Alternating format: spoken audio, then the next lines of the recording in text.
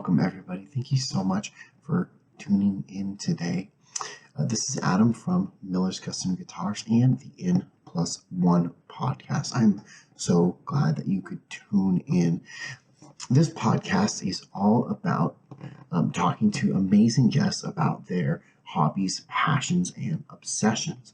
And on this podcast, we want to talk to people not just about what they're interested in, but also what is next. I always feel like no matter what your passion is, whatever you're pursuing, there's always room for one more guitar in the guitar stand. There's always room for one more painting on the wall. There's always one more mountain to climb.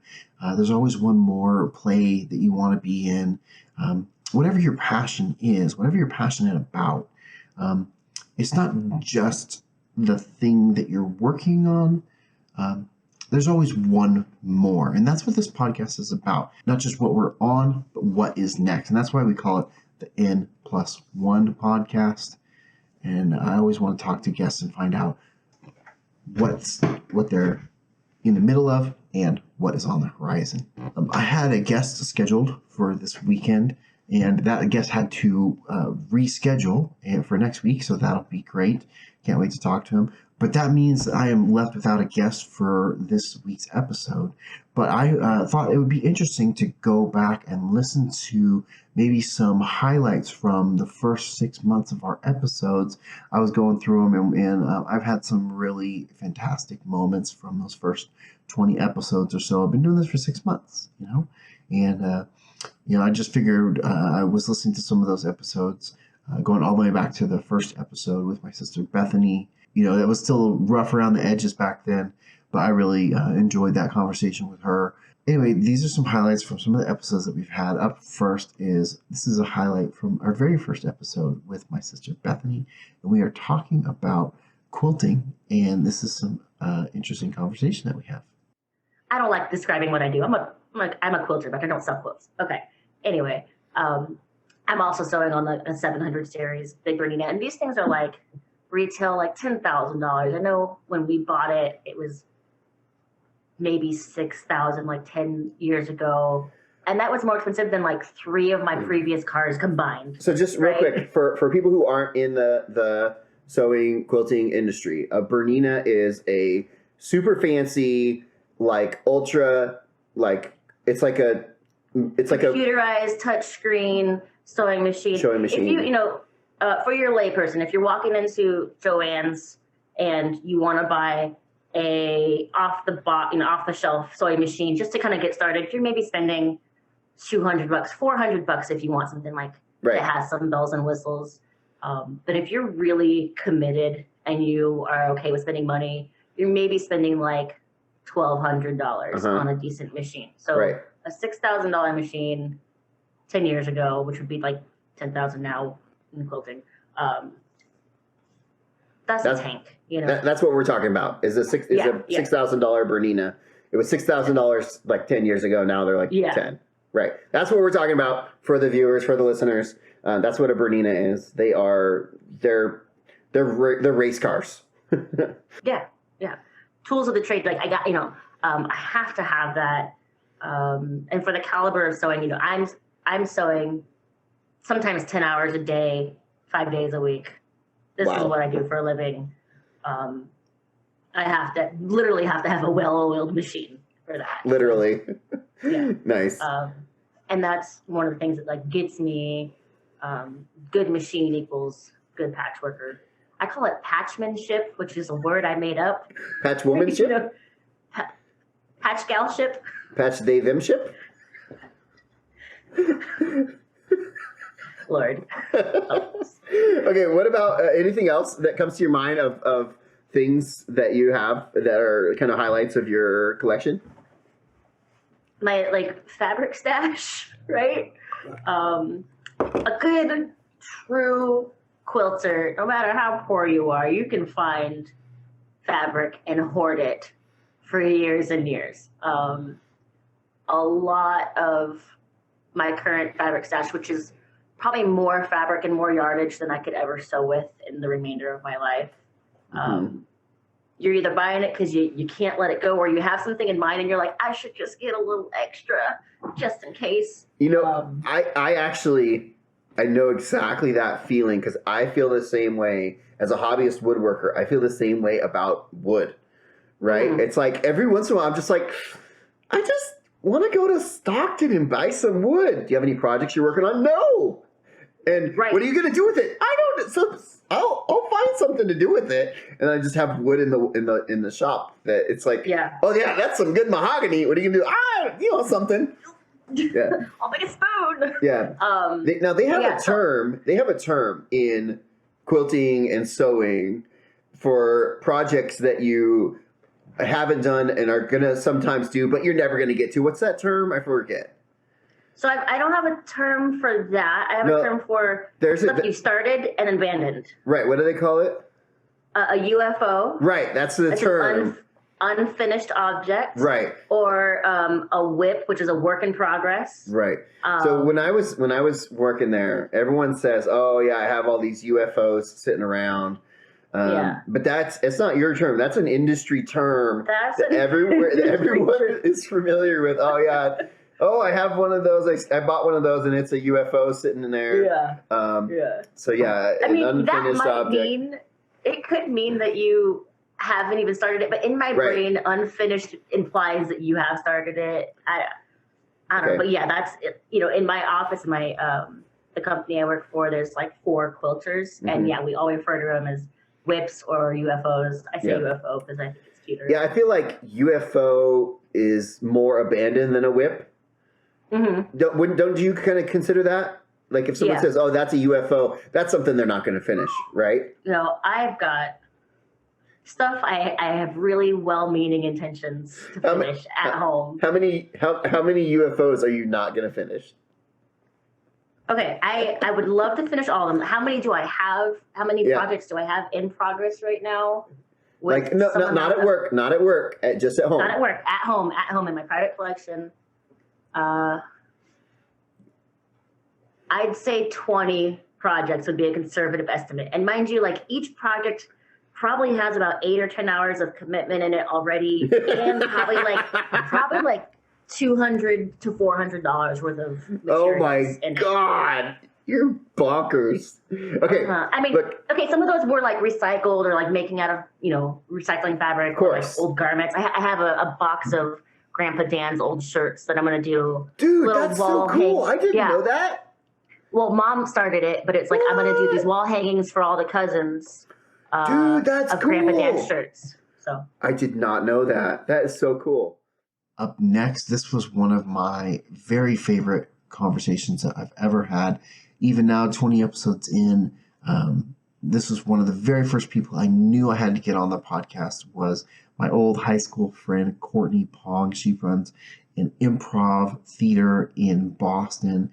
And man, she was just, she was just like a little wind-up toy. As soon as I asked her a question, man, she just had so much to say. And everything she said was just so amazing and intelligent and insightful and funny. That was just a great, amazing episode. And it was really hard to choose just one clip for that episode because just the whole thing is worth listening to. If you haven't listened to that episode, it's one of my favorites. And it was one of my launch episodes, the first 5 episodes I recorded before I even launched. But go back and listen to that episode. Here's a clip from the episode with Courtney. I hope you enjoy it.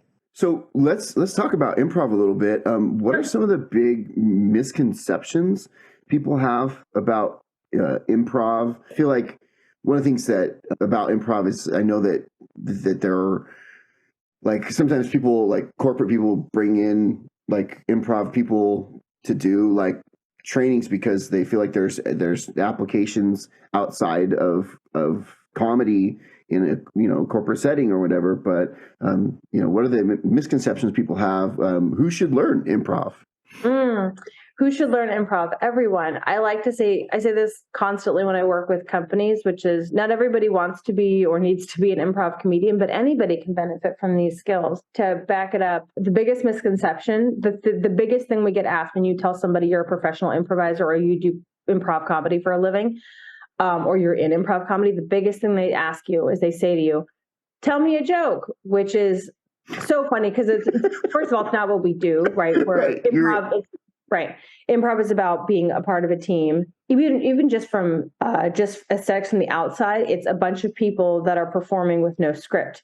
It's not like you're watching it. It's not like they're in front of a microphone. It's not like they're telling jokes or they have, a planned thing. So it's very funny when people say, tell me a joke, or they say, or something will happen and they'll be like, you can use that. Or they'll say, don't use what I tell you in your act. I'm like, that's not what we do, but that's okay because part of that is on us. Part of that is the responsibility of our craft and our professionals to be able to explain better what we do, right? If people aren't getting it, that's partly on us, right? So that's one huge misconception is just the nature of what we do. But the reality is that we work. It's 6 to 8 people, or it's a group of people working together to create something out of nothing. Sometimes without ever saying a word, they're able to communicate changes and where they want to go next without ever talking about it, right? Mm-hmm. So it's a seamless team. And then we do teach this a lot to companies because I will say this more often than not. Well, first of all, everybody teaches improv different. That's really important to notice. And everybody, as well they should, because everybody learns different. We teach improv. Our goal is to make improv accessible to folks. So we teach improv in a really specific way because my goal is to lower the barrier to entry so that people can understand that these skills could be for you. This place is a place for you, which goes into a whole larger thing around just like equity and inclusion. But the big misconceptions are companies will come to us and say, hey, we would love to do improv or improv comedy because we want to like loosen people up, or like my boss says we should do this. Or a lot of people took their cues from, I think it was Jack Dorsey, the founder of Twitter. He was really big on talking about how he loved improv in his work. So companies would say, we need to hire, improvisers to come do an improv comedy and shake up our introverts, right? Which is like, great, because that's how they come to you. And then you get to talk to them, which is, to me, I found very helpful with clients, is you get to talk to them about, actually, let's peek behind the curtain. Here's actually what we're really doing. We're teaching your teammates the same skills that we use as performers to create something with no planning and and what looks like not being able to talk about it or communication. Those same skills we can teach your team. And those skills are resiliency, moving on from failure, taking care of your teammates, a lot of being able to build off of ideas, being able to let go of self-judgment, being able to work despite anxiety or trepidation or uncertainty. So all of those skills. So we basically, when we work with companies and they come to us and say, we want to do this fun thing, we never tell them that they're wrong because, they're right. This stuff does loosen folks up. But the way we approach it is we help them understand, here's what's behind the curtain. It's actually a bunch of skills that work as a system to help your team be a better team. And I think there is, I'm not that frustrated when people say, oh, tell me a joke. I'm more excited about being able to make improv feel less like doing comedy and flying forward 90 miles an hour by the seat of your pants. And I'm more excited about an opportunity to help show and make something a little bit more approachable. Not to take the magic away, but to show people it's just too easy to think that you don't belong somewhere if you see something. And it's like, no, these are for you too. You can do this too. Yeah. Courtney, this is amazing. I knew, when I was thinking about doing this podcast at the beginning, planning stages, and I was thinking about potential guests, you were one of the people that got me excited about doing this podcast. And this is why, because I knew that you were just going to be a perfect guest. This is amazing. You were so insightful. These are really amazing answers. So, thank you for that too. I love talking about this stuff. Yeah, you can tell, man. You're so enthusiastic and knowledgeable, and I don't even have follow-up questions because this is great. Up next, one of my other favorite episodes, and I talk about this episode all the time, was the episode where I interviewed my old band buddy, John C. Brown, and he is an actor, a stage theater actor. And my wife and I just got to go see him. Perform as Colonel Pickering in My Fair Lady in San Jose. And the show was just delightful, and he was amazing. The whole cast and crew was amazing. And honestly, I was really blown away by the costumes and the props. Like, how often when you watch a play are you sitting there thinking, man, these props are really spectacular, but man, the props and the costumes were really unbelievable. And of course, that play, the songs are amazing, and the cast was amazing. But yeah, but this interview with John, he was just incredible. He had so much to say. He was so insightful with his 20 plus year career of acting. And so here's a little clip from John C. Brown. I hope you enjoy it. The nice thing about, I kind of consider this, like, the nice thing about like acting is that, like, it takes all like shapes and sizes, right? So like, even if someone hasn't gotten into it before, you could kind of step into it, right? Like, if you wanted to, right, you could learn and maybe try to get into acting. So if someone wanted to maybe try to get into acting, what advice would you get them? Where would you tell them to start? How would you tell them to venture into trying to learn how to become an actor? If that person were in school, I'd say, what's your drama club doing? What's your community theater doing that you can get involved in? And go there, start there. That's where you see if you actually really like it or not.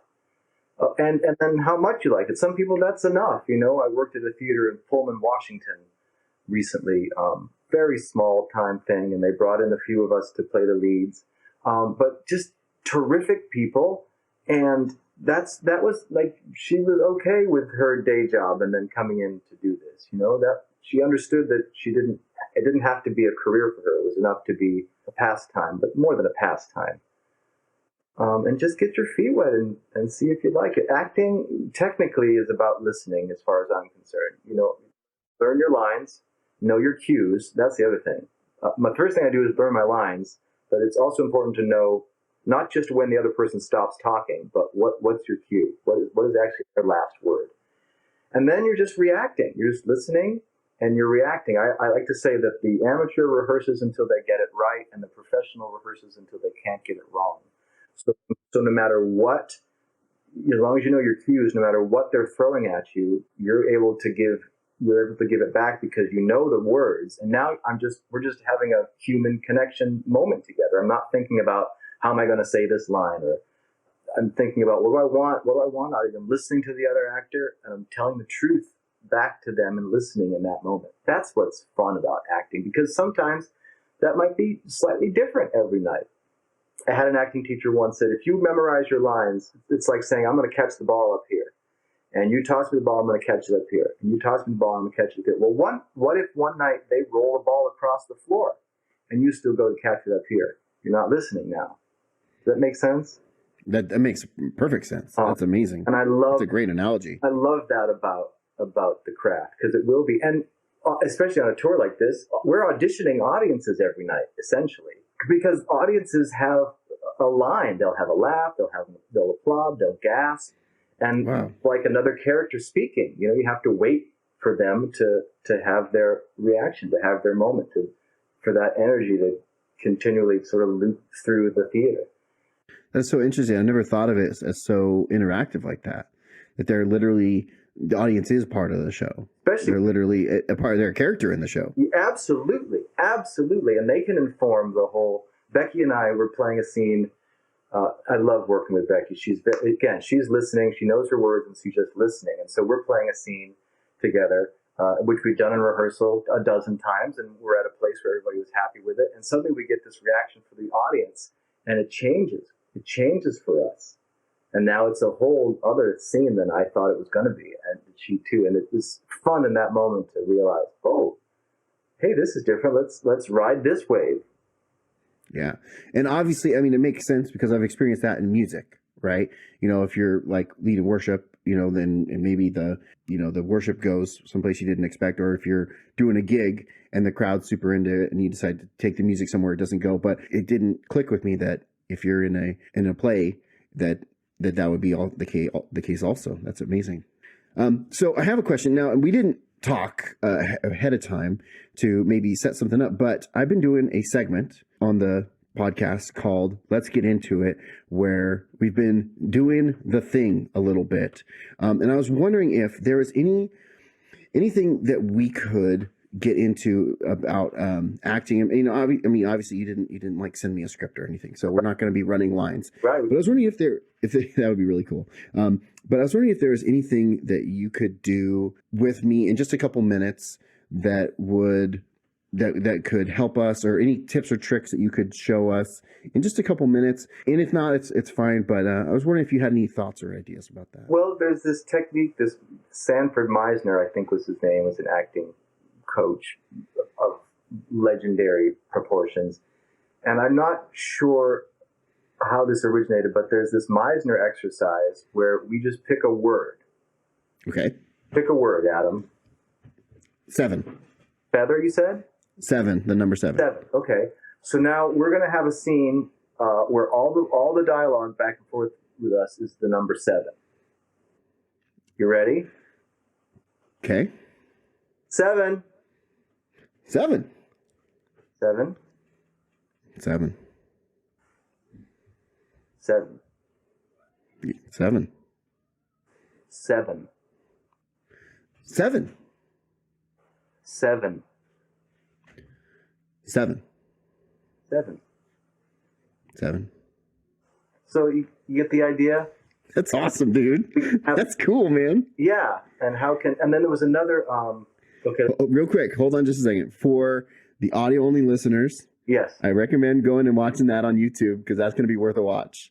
Because there was acting involved. I'm pretty much sure I only said 7 and nodded and shook my head, and John did actual acting. But you listened and you changed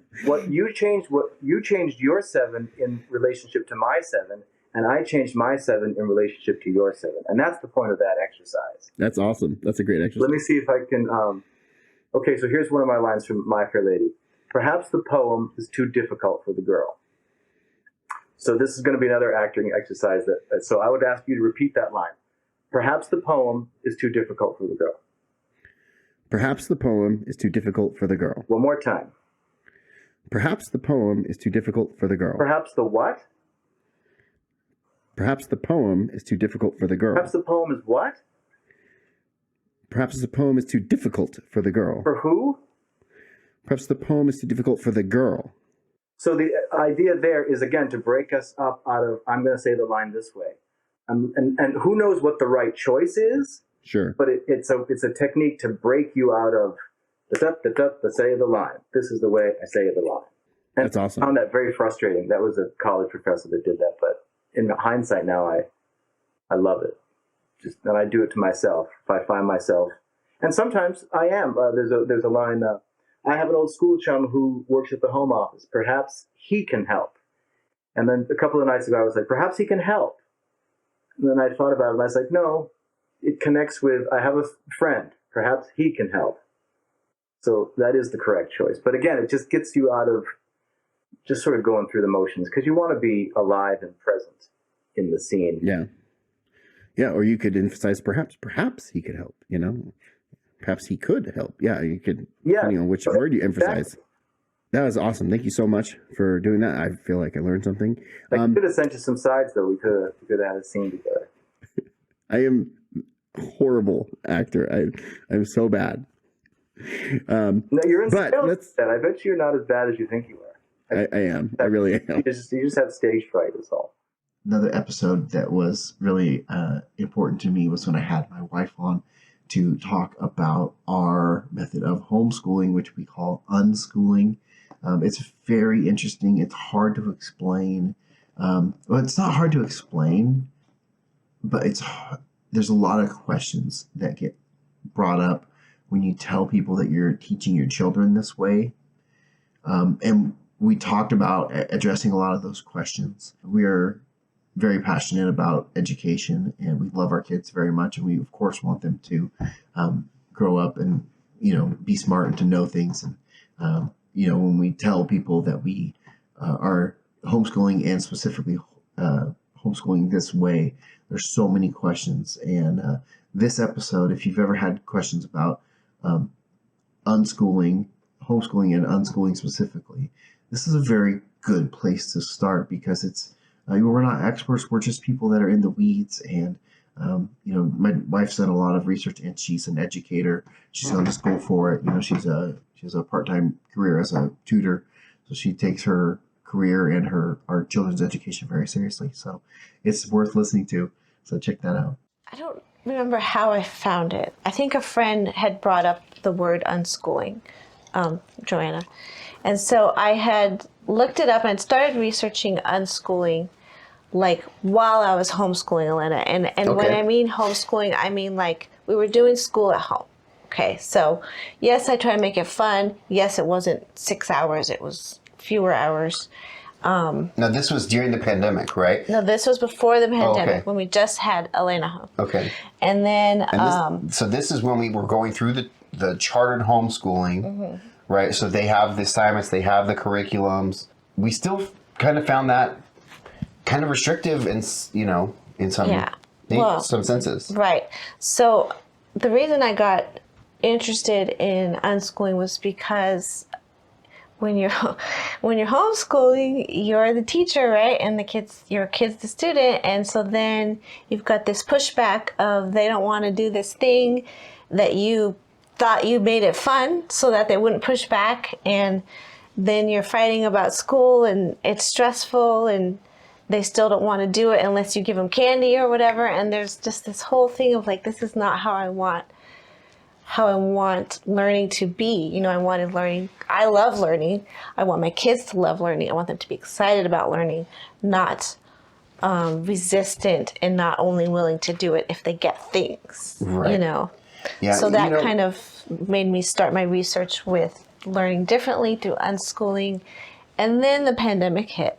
Right.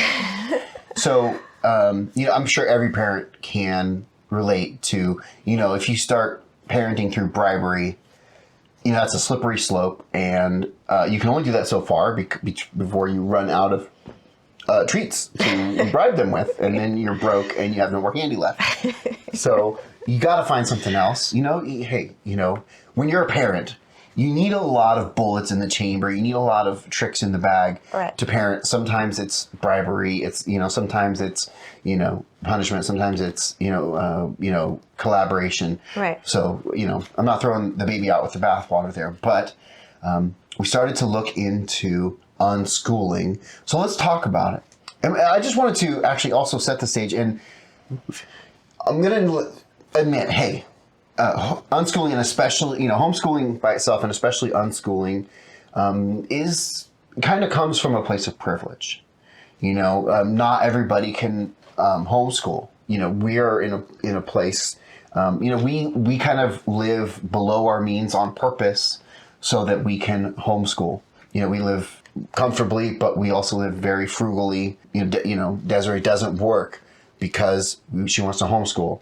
And not everybody can make that decision, and that is something that we definitely admit. And Desiree, in her current job, she works part-time, and she sees kids that she looks at and goes, man, this kid could really benefit from homeschool, and it's just not in the cards for them because, it's not in the cards for everybody. For whatever reason. Yeah, for whatever reason.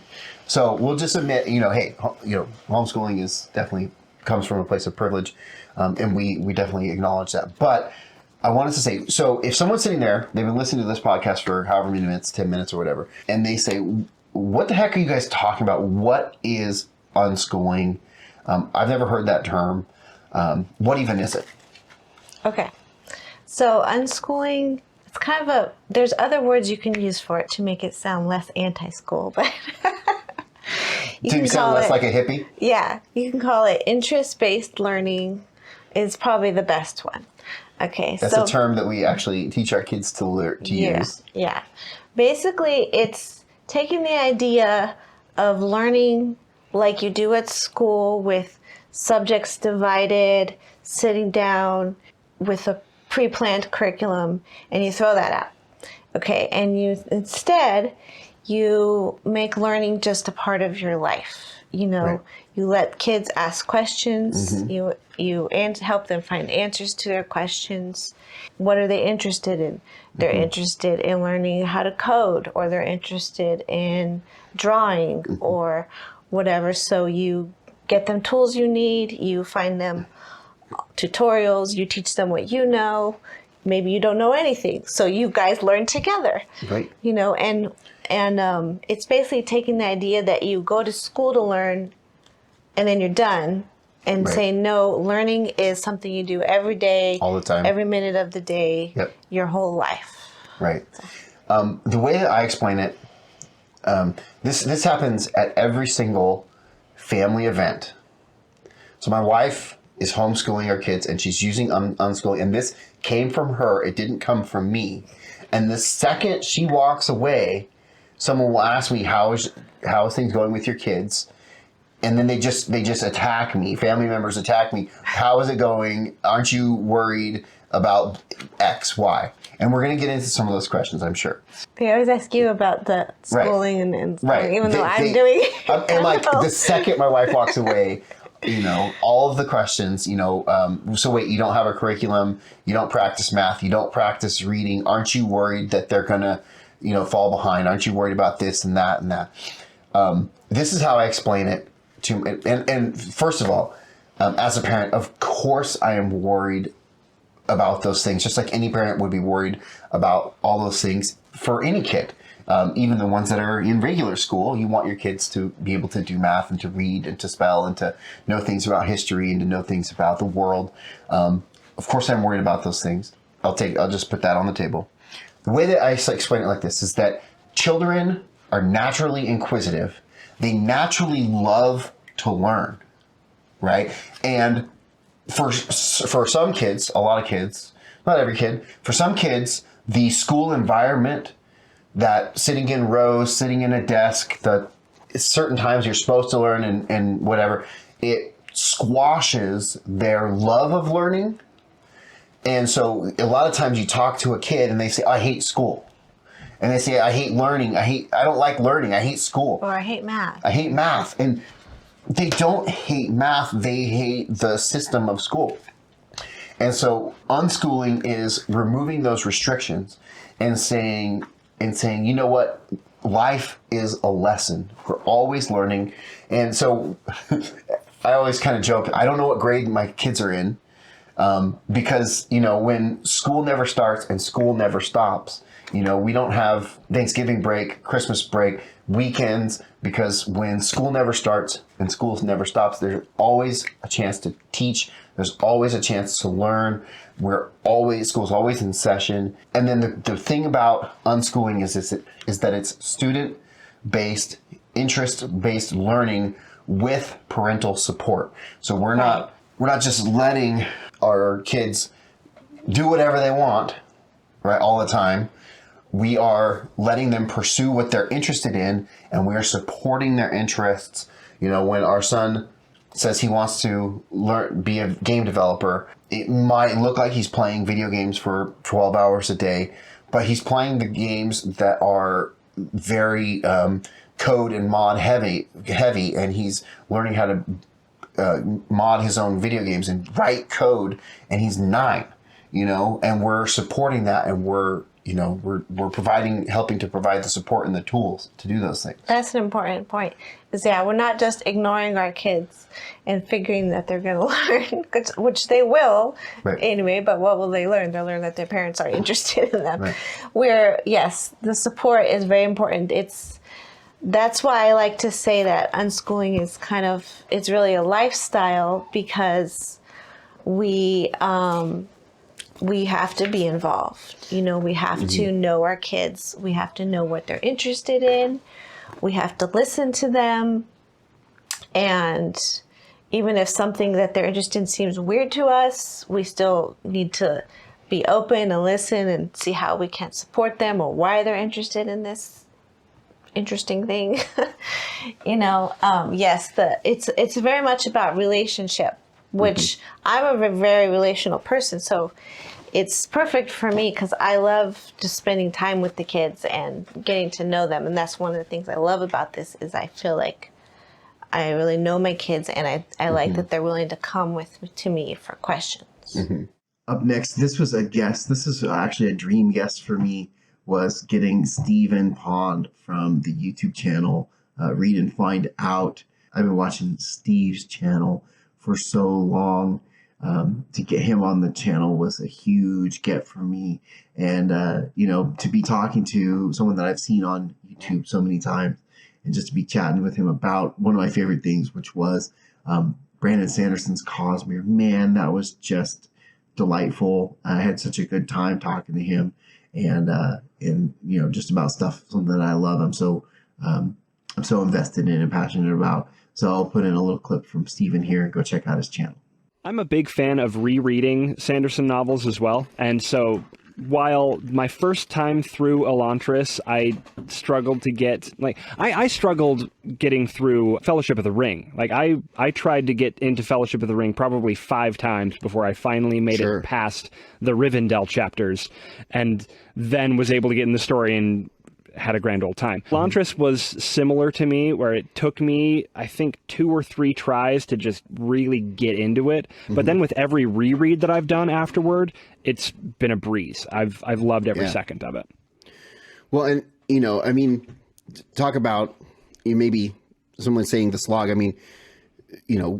Talk about Brandon's magnum opus is the Stormlight, and it starts with the Way of Kings, which I've probably read that 3 or 4 times now. And Way of Kings, and I always say this, if you're going to read Way of Kings, it was the first book I ever read where I was 3/4 of the way through the first time. And I was like, I don't know what this book is about. I don't know what the plot is, and I can't put it down. Right? That's fair, right? Like, if you're reading that book, you're like, I don't know what the plot is, because the plot isn't really shown until the second book, really. Right? I mean, for me, when I finished, let's see, was it once you get to the end of Words of Radiance, literally the very last chapter in Words of Radiance, I got to that point, finished the book, and went, okay, the prologue is done. It felt like a 2,000-page prologue, because That's at fair. that moment, all of a sudden, okay, you've got all of the viewpoint characters together finally. You've got a very clear path moving forward with the storytelling, and everything previous to that had felt just like a setup of getting to this moment, and now we can actually move on. I mean, a very interesting and compelling, and I love it, prologue, but a 2,000-page prologue. I think that's very fair. And Way of Kings famously starts with 4 prologues. So that's just the 5th prologue. Is the rest of that book and the next book. So let's get into my questions, which are the next question. The first real question is, if someone was going to get into reading Brandon and the Cosmere in general, what are some maybe misconceptions that people might have about maybe epic fantasy and the Cosmere and just the whole thing?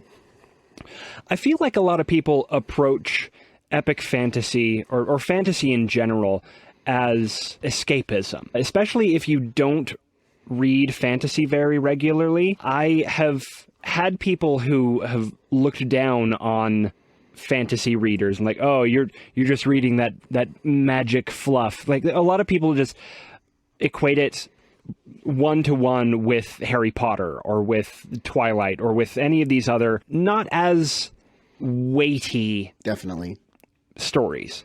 And I know people are going to come after me for saying Harry Potter isn't weighty or significant, but you don't really get to significant things with Harry Potter until book 5.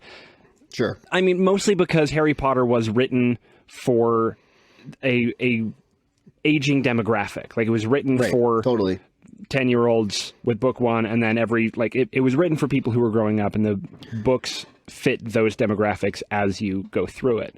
Sure. Can I just butt in and say, like Harry Potter, like, everyone's kind of turned on Harry Potter lately, and I won't have it. Those books are awesome. Like, read Harry Potter. They're awesome. Anyway, keep going. See, I did not like Harry Potter when I was first reading it. It took me a bet with a coworker of mine who absolutely loved Harry Potter. We bet each other. Well, it wasn't so much a bet. It was an agreement where if I read the entirety of Harry Potter, he would read Mistborn Era 1. And so I figured it was a fair trade. So I read all of Harry Potter And that second read through, I really enjoyed it. I loved it a lot. And he read Mistborn Era 1, and he thought it was okay, and that was fine. I did a trade with my daughter. She's dyslexic, and so she does audiobooks. And she really liked the Wings of Fire audiobooks. And she's like, Dad, I love these Wings of Fire books. You should check them out. I was like, I'm not reading these, these like kids, dragon books. I was like, Dad, you should read them. I'm like, no, what you should do is you should read Harry Potter. You're the perfect age for them. You will love them. I know you will, because they're awesome and you'll love them. I don't want to read them. And I said, I will make you a trade. At the time, there was 14 Wings of Fire books, and there were 7 Harry Potter books. I said, I will make you a trade. For every Harry Potter book that you listen to, I'll read 2 Wings of Fire books. And we did. And then we went through all the Harry Potters and all the Wings of Fires. We did a trade, and every single time we got done, we would sit there like fan geeks, and we would nerd out about the books. And did you see what Oasis did? And I can't believe what Byrne, man, she's such a mean queen. And then can you believe what Snape did and all that stuff? And then the great thing was they kept releasing Wings of Fire books, and so we just kept getting the books, and they would come out, and and I would listen to them because I commute. I would listen to them, and then we would talk about them, and it was just great. It was a great way to bond with my daughter, and we would nerd out about them, and yeah, it was great. It was awesome. My initial conversion to reading was when I was in 4th grade. Previous to that, I didn't enjoy reading at all, which is actually somewhat similar to what Brandon, right, what Sanderson's experience was, because he didn't really get into reading until 4th grade as well. Interesting. Anyway, my love of reading really stemmed from getting into Animorphs. And if you're familiar at all with Animorphs, not at all.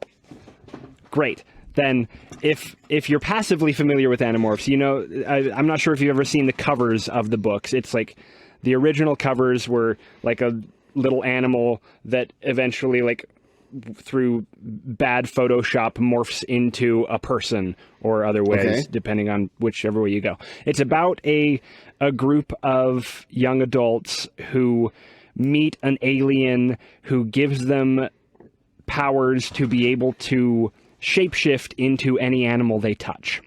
Okay. And he introduces them to a current secret interplanetary war going on. There's an invasion of Earth by an alien species. And so they become basically fighters on the front lines of this secret alien invasion of Earth. And they use their animal morphing powers in order to combat this alien invasion. And as a 4th grader, this was incredible to me. It was really compelling. For lack of a better word, the magic system was very straightforward and understandable, and sure. I could relate on a very meaningful way to these characters. And so with just that understanding, and if there was nothing beyond that, I would understand people's approach to saying, fantasy is just escapism and fluff, and it's just something to get away from your day-to-day, boring, normal, not magic-filled life. But looking back on my experience with Animorphs as a kid and rethinking all of the things that happened in that story, the whole series is like 40 or 50 books long. They're tiny, sure. But it's a really, really long series. And the topics that are addressed in that series are incredibly heavy. There's just really, really difficult things that are framed in such a way through this fantasy story that makes them understandable and digestible for a 4th grader or for a child. Sure. And that, I think, is the real power of fantasy. It's not just escapism. It's changing your frame of reference and allowing you to learn lessons and understand difficult ideas that would otherwise be impossible for you to take in. It's allowing, changing how you expect to think about something and therefore allowing you to think about things in a different way, simply by changing the framework that it's presented in. Yeah, one of my favorite examples of what you were just talking about is in Stormlight. Okay, Brandon wrote in that the Lethe women always cover their left hand. They call it the safe hand. The safe hand. Right? And he says this is one of the questions he gets asked more than anything else. It's like, what does it mean? Like, it's got to mean something. My sister told me this. She's like, no, Brandon wouldn't put that in unless it really means something. And he literally always, he goes on and on. He's like, no, I just put it in to point out how silly the rules that we put on society are. Mm-hmm. And, that's the kind of thing that fantasy can do. On Stormlight, the men don't read, like the women read and write and the men don't read and write. Why? Because that's because, it's like, because it's society said so. Right. And it's as dumb as the things that we do with like, with like racism and like all this stupid stuff, and it's like, oh yeah. The race and class distinction in Stormlight is fascinating. Yep, and based you'll on have eye color people, or yes, whatever, exclusively eye color. And so you'll have people who will decry the classist situation in Stormlight, but then live their lives as not good people. And you're like, wait, no, you're not understanding the lesson being taught in this fantasy. Like it's very clearly saying, right, hey guys, this is not the way to do it. We are doing it wrong in the real world. Up next, this is a recent episode, but this is definitely going to go down in the books as one of my all-time favorite episodes. Was when I had my good friend Jason on, and he talked about his journey to become the youth pastor of his current church, and that episode was so impactful to me, to see his journey and to see how he had gone from having a small business to having two small businesses and wanting to sell those and move on, to all of a sudden now he's a full-time youth pastor. He's going all in. He has no qualms, no reservations. He has 100% support from his spouse, and she's doing ministry with him, falling in love with the youth of their church, and they've fallen in love with the ministry, and they're just going whole hog, and seeing his love and passion, it was just intoxicating, and that was just a great episode. So I'll throw a clip of that episode. What I want to know is, the last I talked to you, you were the worship director at Sierra Bible Church, and you were training your replacement because you were getting out because it was too much work for you and you had too much other stuff on your plate. Mm-hmm. And then I look over and you're the youth pastor, youth director guy. Yeah. How did you get into this? I said this in the text message. How did they rope you into this? Yeah. What was your gateway drug? Yeah, exactly. Yeah. So, I mean, if you don't mind, I'm just going to back up. Yeah. Tell us all about it. So, I have been in ministry for just about 10 or 12 years, somewhere in that. I went away to a school of worship. I got my certificate of worship ministry leadership. I came back, worked at a local church in Tuolumne County for a little while, doing all kinds of different things. I was like the youth worship band leader, and I was like this young adults pastor, and I just did all kinds of different jobs there, cleaned the toilets. Of course. Whatever. It doesn't matter. So, so in that process, I bought a company, and I started a home inspection company. I kind of bought one and then rebranded it and changed it and grew that company. I've owned that. January 14th of this year will be 10 years that I've had that company. And congratulations. Thank you. Yeah. It's that we'll get to that part, but it's almost done. I'm almost it sells February 1st. Oh, really? Yeah. So, which is a crazy topic too, but that kind of comes a little bit later in my story. Doing ministry, we felt called to leave the church we were at, and that's how we kind of ended up at the church we're at now. And we came there, and I served alongside the worship pastor there and got super involved in the worship ministries, and it was awesome. It was super fun to be able to use those gifts and talents that I knew God had given me to glorify and edify his name. It's like my key phrase, right? You've probably heard me tell you that. Mm-hmm. worked there, or then there's some transition happened, and we just felt called that it was our turn to like stay and help like hold the church together. And so we did that, and I served as the worship pastor for about 3 years. And in that process, I was like juggling this, like owning my company, being the worship pastor. I was working part-time at the church, so I wasn't really, I didn't feel like I was being able to give what needed to give, right, to like do the ministry well. Right. So I went to, we started this like thing called the Worship Collective, where we were like getting a bunch of different churches together and doing worship nights. And I found my replacement, basically. His name is Brian Stanton. He's super talented worship leader. And so I went up to him night one and I was like, hey, do you want to be my assistant? And he agreed, came in, brought him for the elders. They had let me hire him as my assistant.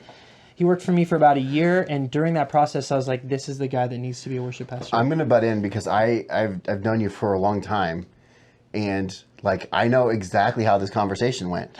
Like I can just imagine the whole thing. It's just like I know you, and it's just like the way you described it. I'm like, yep, I can imagine being there and just having you going. Guess what? You're my assistant. Yeah. This is happening. Yeah. Yeah. So anyway. Yeah. So I brought him in, and then I felt this pressure, not pressure, but calling almost for his life, where he was 24 years old, which is young. That's young. Yeah. Right.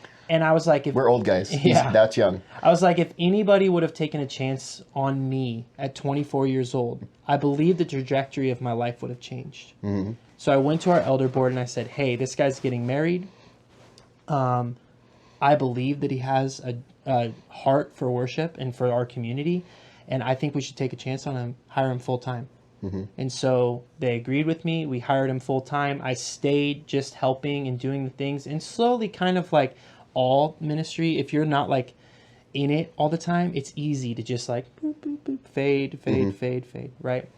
At least for my life. And so I was just kind of living in this place of like, I don't know. I didn't feel like I was living out my calling, And so I was still doing my business, and I actually started another business. Oh, gosh. I started a pest inspection company. Okay. Yeah, so that started in 2021. I partnered with some guys. We launched this company. It's called Best Pest Sierra. So we launched this company. I'm super excited, but I'm still missing something in my heart. And so I spoke at a national conference for home inspectors in September of 2021. And at that conference, I got to sit around a table with guys that are killing it. Like, they're way better at it than me. They have hundreds of employees, all these things. And they basically told me, you have to give an end date for when you're going to stop inspecting. So I chose September of 2022. And my plan was to just run the company, but I was so unhappy. And so we started prepping for me to come out of the daily business side of it.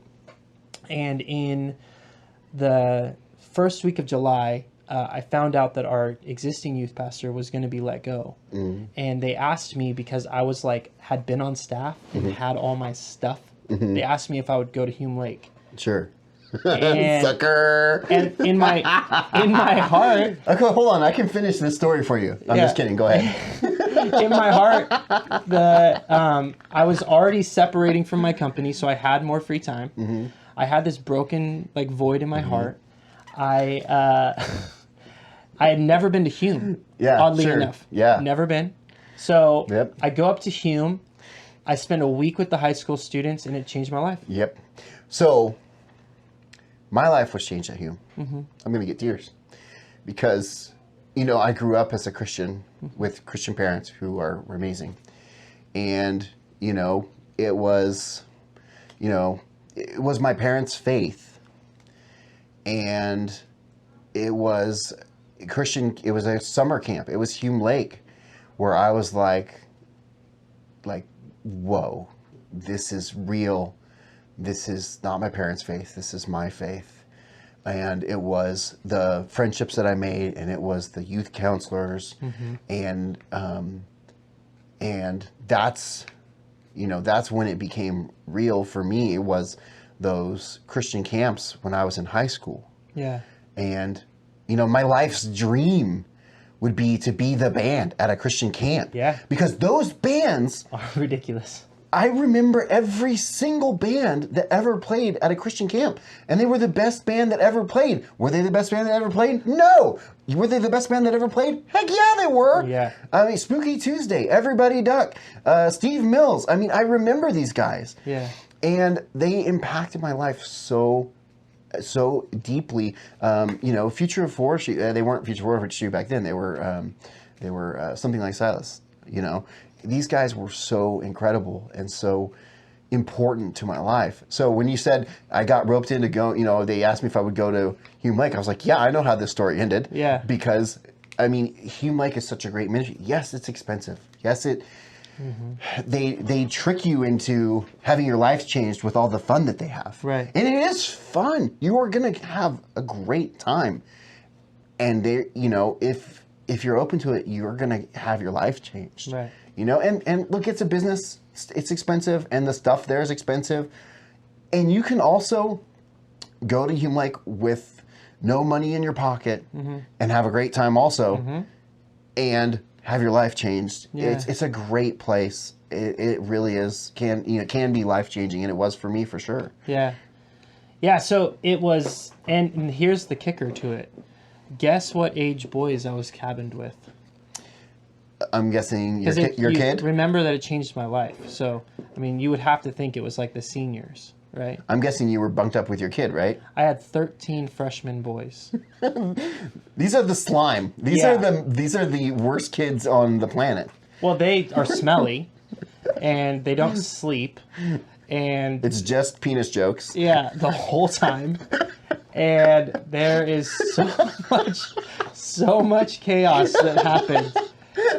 But the whole time, to your point of like you having your parents' faith, oh gosh, I had this piece stuck in my mind that was like, how do we create a bridge? The penis joke is still getting you. No, so I remember when we were at Hume Lake, and someone made a joke about morning wood. Yeah.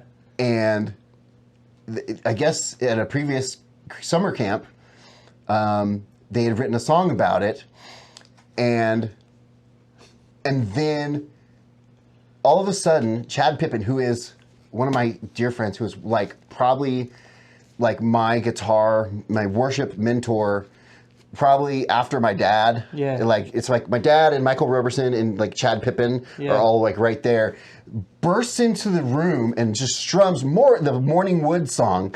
And I told him this story. He goes, no, that didn't happen. Yes, it did, Chad Pippin. Yes, it did. That did happen. And he played the Morning Wood song for all the freshmen and sophomores that were in there. Maybe we should try to rewrite it. I don't remember it. I'm sure it can come to you. It'll just pop up. You'll be fine. Anyway, go ahead. So it was crazy because to your point earlier where you were talking about how you lived in your parents' faith. Right? So I believe that when I was up there that I had this feeling of like, how do we create a bridge? How do we create a bridge where it's not just like you're under your parents' faith and then you go to college and try to figure it out, kid. Right. We need some sort of bridge that's like, these are the steps you take. This is the trust that you have to have. This is who God is. And so I came back from camp and I walked into Pastor Nate's office at the time. And I walked in on a Monday and I said, hey, you're going to hate me. Because fun fact, I had been asked to be the full-time worship pastor twice. Yeah. And I had accepted once and then immediately declined, like 2 weeks later. And then, which I don't know how you actually do that. You like accept and then you turn it down. But then I still stayed on as the part-time guy. And then I got asked again and I turned it down. Yeah. And that's when the Brian story started. And so I come into Nate's office and I was like, you're going to hate me and the elders are going to hate me more. Because I want to apply for the youth pastor position. That's amazing. And so, yeah, it's just been, I started September 29th, so I am like a baby youth pastor, and I've learned a lot. I'm so excited for the youth, in the continued future. Right. I told Brian today or yesterday, he has a little baby girl who's you'll love her. Because I know I love all babies. I know, but this baby. Oh, okay. Her name's Galilee. Oh my gosh, that's wonderful. Yeah, so Galilee is about a year old, and I said, I want to resign the year that Galilee graduates from high school. Oh, that's wonderful. What a great vision. Yeah. It's amazing. Yeah, so, and then in the process, been selling my companies because I want this to be my career. I want to chase after this, and I feel like I'm not going to be held down. My wife and I are selling some of our stuff to be out of debt. And dude, that's amazing. We sold Best Pest Sierra to one of my employees who was an entrepreneur, and he worked for me for a year or two. And so I sold that to him, and one of my other employees is buying Core, and we're going to close February 1st, and I couldn't be more excited. I did not expect that story. Yeah. Wow. I was like, how are you going to do this and still run Core? Yeah. And then you said you started another business. I'm like, you got too much stuff. Mm-hmm. Yeah, you did have too much stuff, and guess what? You're all in. Yeah, all in. Wow, that's amazing. Wow, what an amazing story. Well, I hope you've enjoyed some of those highlights from this first 6 months of this show. And I'm looking forward to the next 6 months and more. We'll see what's coming up. And I know I've got some good guests coming up, and I'm constantly talking to more people and trying to get more guests coming up. So if you have someone that you would like to see, or a specific hobby or passion obsession that we haven't talked about that you would like to see discussed on the show, make sure that you join the Facebook group and you post on there and say, hey, Adam, I want to hear about underwater basket weaving. I don't know if that's a thing or not. But make sure you tell us about it there. You can join the Facebook group. I'll put the link in the show notes. Make sure that you like and subscribe. If you're on Facebook, like and subscribe. If you're listening in a web player, Spotify or Apple Music or Apple whatever, make sure that you are following this podcast. And, silly questions. There's no guest today. Let's see. I have so many favorite cartoon theme songs. To me, it's a long list of cartoon theme songs. I'm going to go off the rails a little bit because, everyone's picking the classics, and I think there's some really good ones that are more modern. I want to say Justice League Unlimited has a real banger of a cartoon theme song. So yeah, go check that one out. I mean, that one's dynamite.